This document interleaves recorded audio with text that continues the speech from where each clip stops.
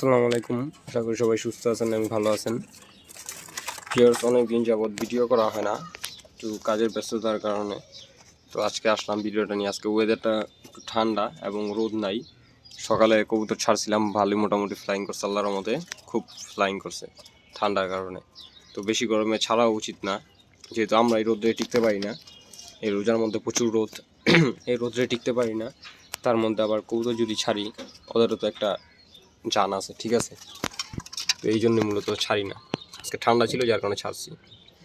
আর এই যেগুলো ডিম নিয়ে বসে আছে, ডিমে আছে নটটা, এ মাদি। এখান থেকে এক জোড়া বাচ্চা নিব, আর এখান থেকে এক জোড়া, তারপর চেঞ্জ হইব। এই মাদি দিক যাইব, আর এই মাদি এখানে আসবো।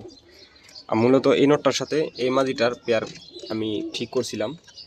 তারপর এই নর আর এই মাদি রেস্টে যাইব, দুইটা থেকে আলাদা। পরে আবার আগের মতো পেয়ার দিব। কিন্তু এই নরের সাথে এই মাদি দেওয়ার পরে এক ভাই আসছিল, উনি বললো যে এই নটটার সাথে এই সবুজ মাদিটা পেয়ার করতে বাচ্চা ভালো হইব নাকি বললো। আর এগুলো ডিম পারো নাই, এগুলো ডিম পারবো। আর এগুলার বেবিটা আপনার আনফর্চুনেটলি একটা বেবি আর কি ডিম নষ্ট ভাঙ্গা ফেলাইছিল, ঠিক আছে?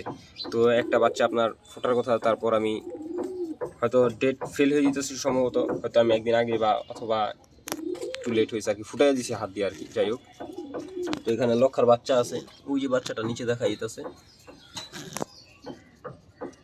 আর দুইজনে সেফটি দেওয়ার আছে যেন আমি ধরতে না পারি, এমন কিছু আর কি, ঠিক আছে? আর ওদের খাবার দিই না এখনো, ওদের খাবার দিন বিকালে।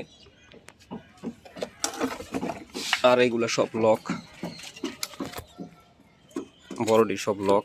আর এই দুইটারে ছেড়ে রাখছি, বাইরে ছাড়ছি একটু মুস্তি করার জন্য, হাঁটার জন্য।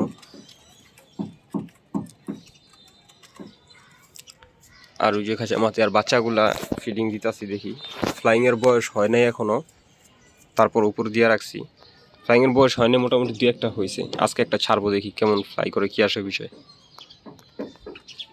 তো এই ছিল আপডেট।